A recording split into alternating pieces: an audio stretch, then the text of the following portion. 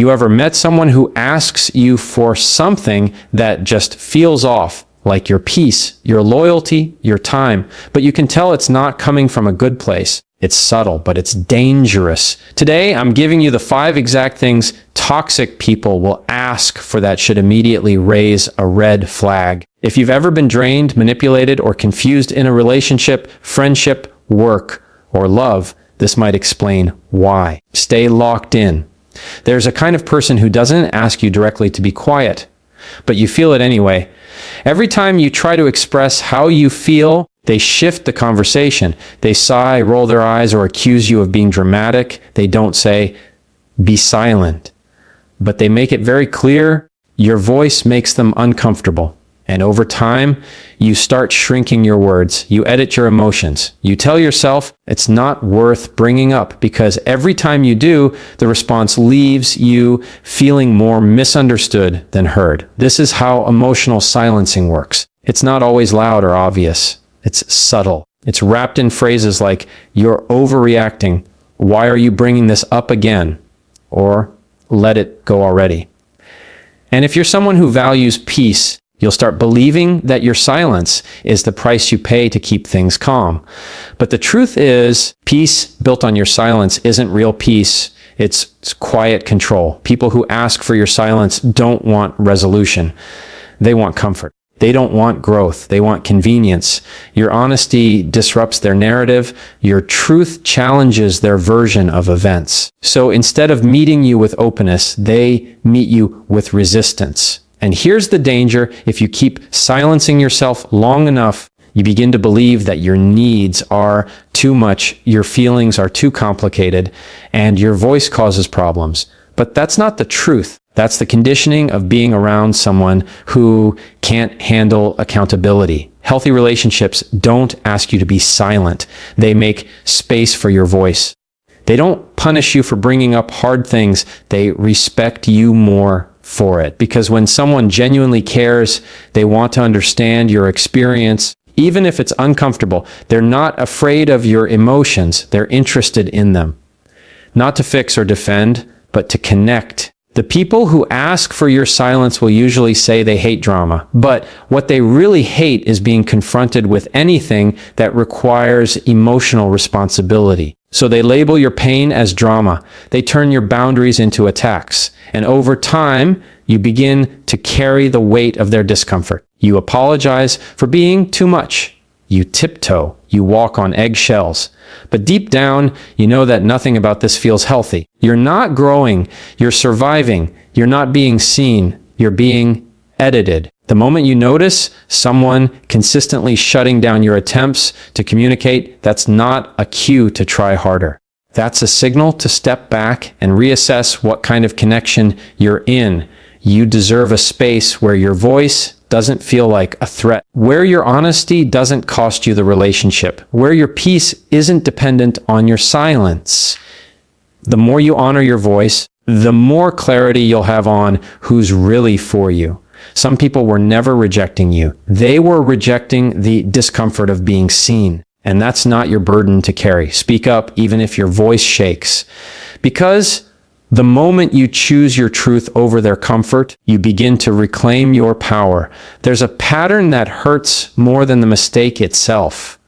It's when someone wrongs you, says they're sorry, but nothing ever changes. They want your forgiveness, but they never take responsibility. They want the clean slate without the cleanup. And if you're a kind-hearted person, someone who believes in second chances, you've probably been here more than once. You've been convinced that forgiving without accountability is somehow noble. That letting go means forgetting. But forgiveness without change is just permission for repeated harm.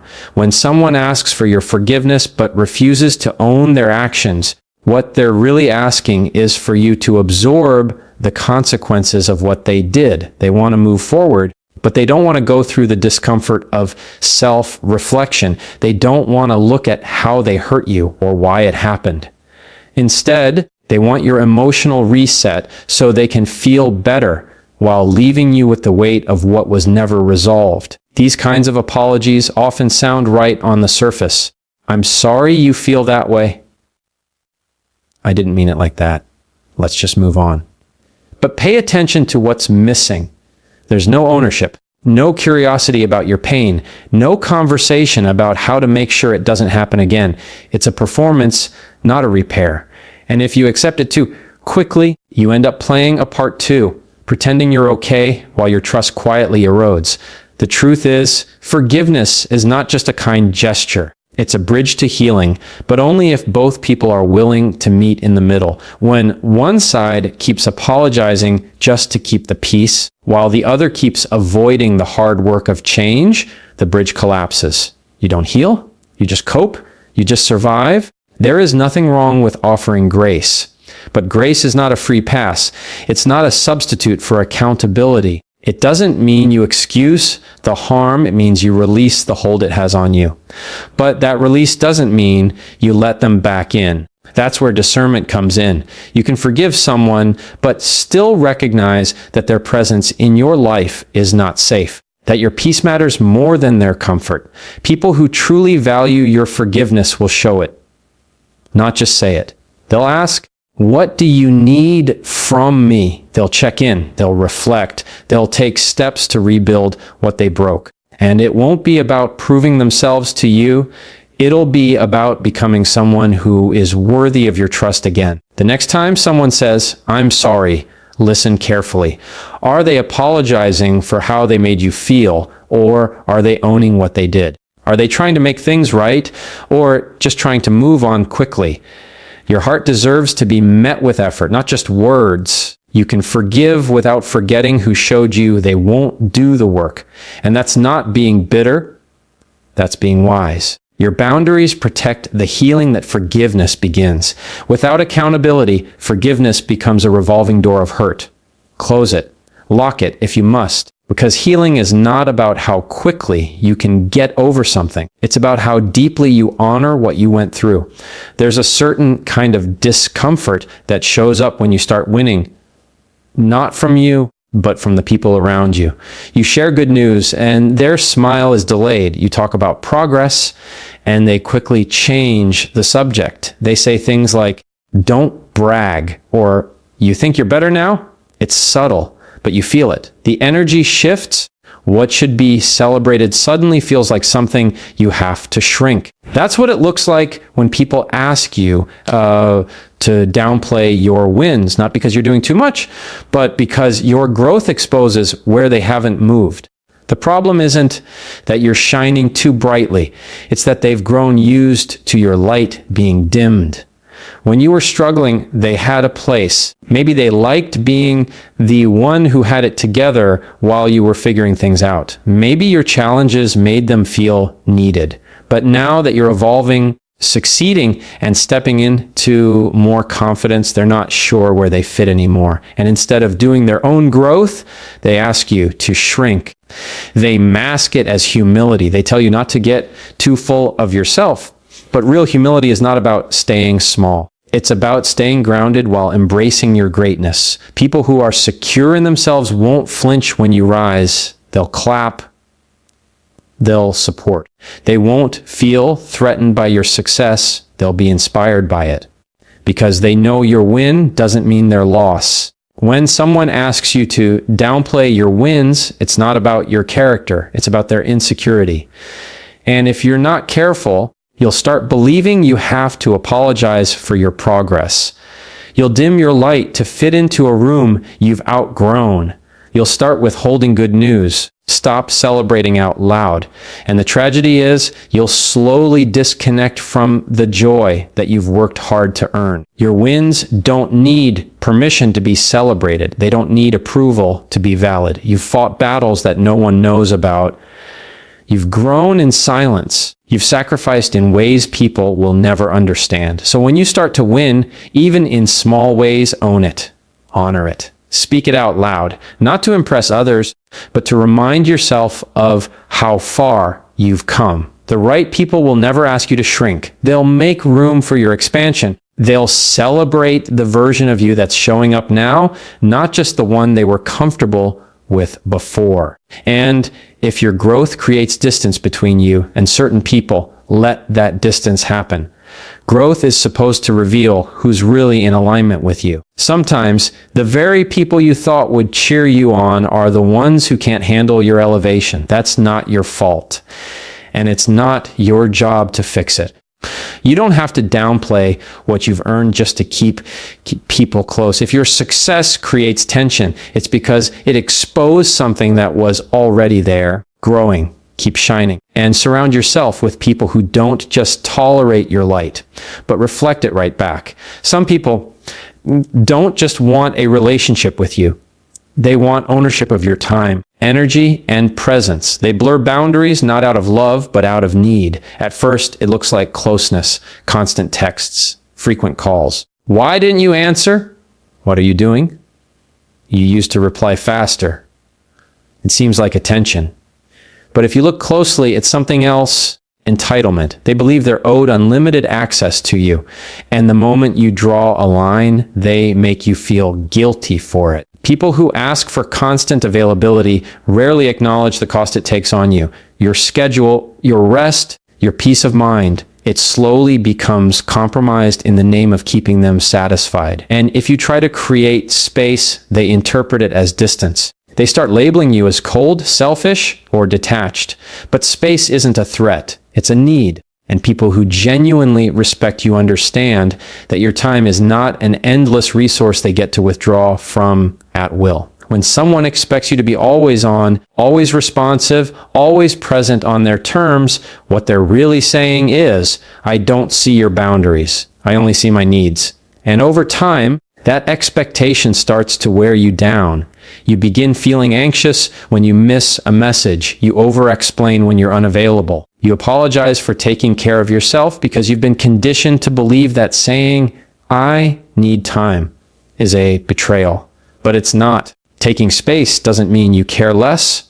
It means you care enough about yourself not to burn out in the process of being there for others. The truth is, no one, not even the people you love most, should have access to you 24/7. Uninterrupted access isn't intimacy, it's imbalance. And if a connection requires you to be constantly available to prove your worth, then it's not a connection. It's control wrapped in closeness.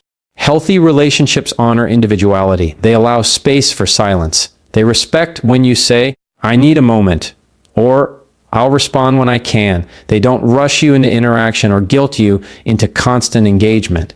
Instead, they trust the bond enough to give it room to breathe. Love doesn't demand constant proof.